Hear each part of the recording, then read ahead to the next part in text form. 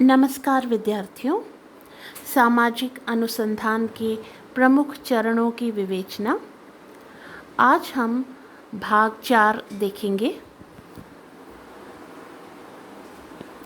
पिछले वीडियो में मैंने आपको बताया था कि तथ्य संकलन की प्रविधि का चुनाव किया जाता है और अनुसंधानकर्ता यह निश्चित करता है अपने अध्ययन की प्रकृति, अपने उत्तरदाताओं की प्रकृति और अपने पास उपलब्ध संसाधनों के आधार पर कि उसके लिए तथ्य संकलन की सबसे उचित विधि कौन सी रहेगी।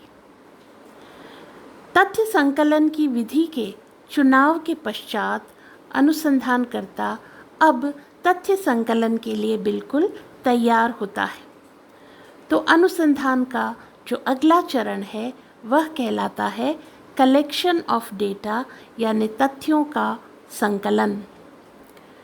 अनुसंधानकर्ता ने तथ्य संकलन के लिए जिस प्रविधि का चुनाव किया होता है उस प्रविधि के साथ अब वह अपने उत्तरदाताओं से संपर्क करता है और यह सुनिश्चित करता है कि प्रत्येक उत्तरदाता से प्रत्येक सूचना प्राप्त हो सके।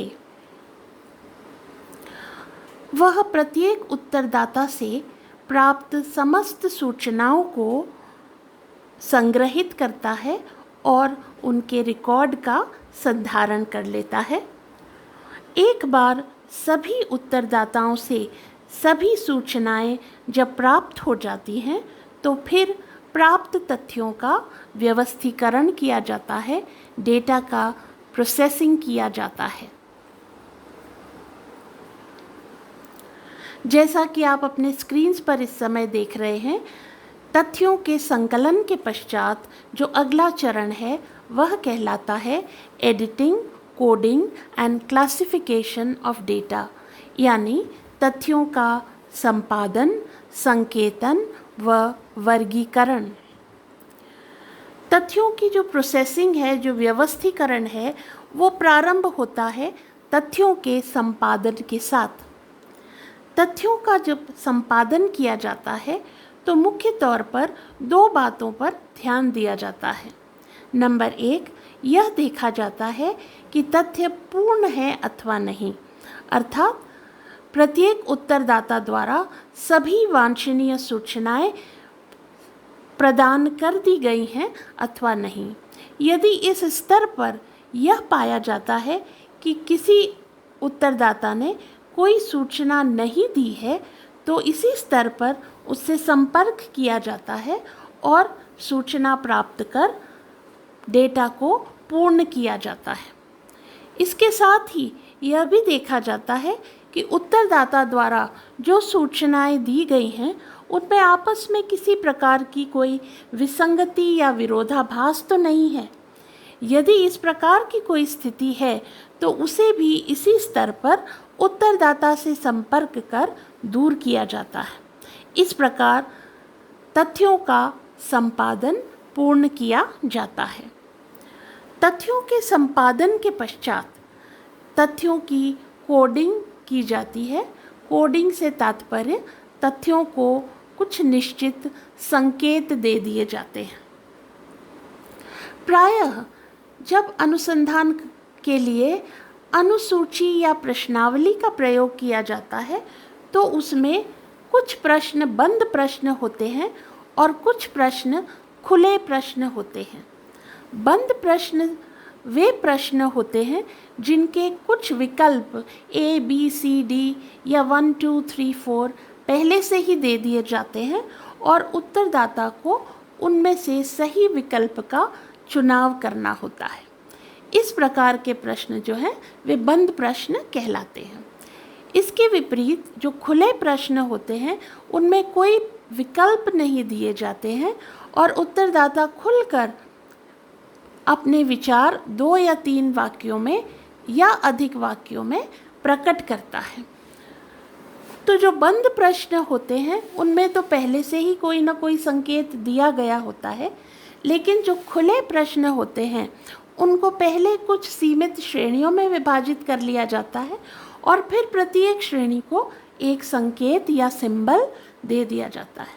तो इस तरह से जितने तरह के उत्तर प्राप्त होते हैं सबको कोई न कोई कोड या संकेत दे दिया जाता है।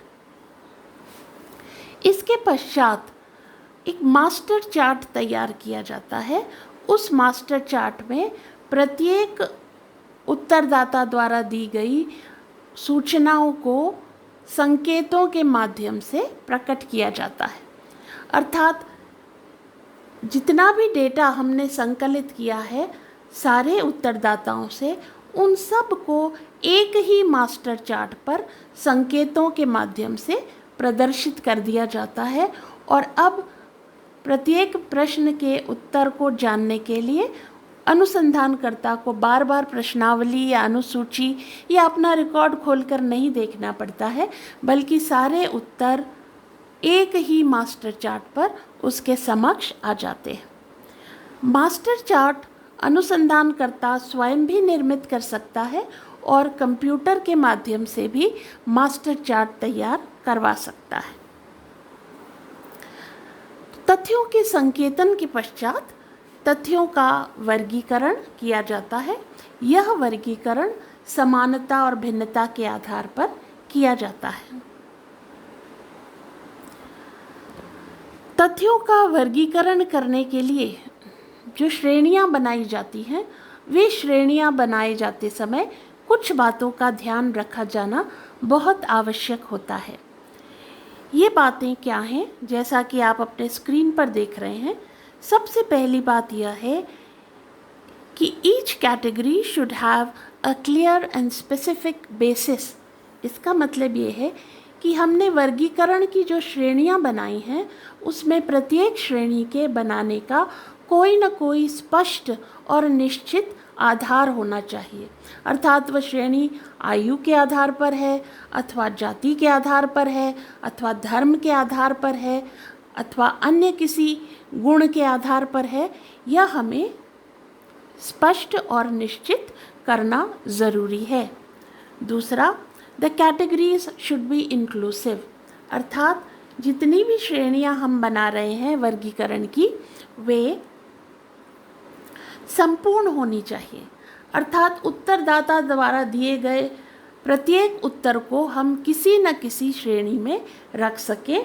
हर उत्तर के लिए कोई न कोई श्रेणी अवश्य होनी चाहिए।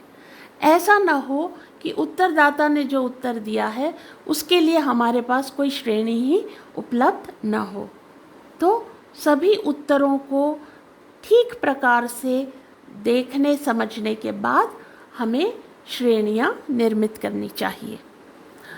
और तीसरा, the categories should be mutually exclusive. यानी जो श्रेणियां हम बना रहे हैं वे एक दूसरे से पूर्णतः अलग, पृथक, स्वतंत्र होनी चाहिए। अर्थात ऐसा ना हो कि एक ही उत्तर को हम एक से अधिक श्रेणियों में रख सकें। किसी तरह की ओवरलैपिंग श्रेणियों में नहीं होनी चाहिए। हर श्रेणी अलग हो ताकि प्रत्येक उत्तर को केवल एक ही श्रेणी में रखा जा सके, एक से अधिक श्रेणी में नहीं। तो वर्गीकरण करते समय हमें इन 3 बातों का ध्यान रखना चाहिए। नंबर 1, प्रत्येक श्रेणी का एक स्पष्ट और निश्चित आधार हो। नंबर 2, सभी श्रेणियां संपूर्ण हों, अर्थात प्रत्येक उत्तर किसी न किसी श्रेणी में अवश्य आना चाहिए। और तीसरा, the category should be mutually exclusive. अर्थात श्रेणियां एक दूसरे से पृथक होनी चाहिए और एक ही सूचना एक से अधिक श्रेणी में नहीं आनी चाहिए। तो आज के वीडियो में हमने यह जाना कि तथ्यों का संकलन और तथ्यों का संपादन, संकेतन और वर्गीकरण किस प्रकार से किया जाता है। आज की वीडियो में बस इतना ही। सामाजिक अनुसंधान के अगले चरणों को हम आने वाले वीडियोज़ में समझेंगे। मुझे उम्मीद है कि आपको ये वीडियो उपयोगी लगा होगा। आप सभी को बहुत बहुत धन्यवाद।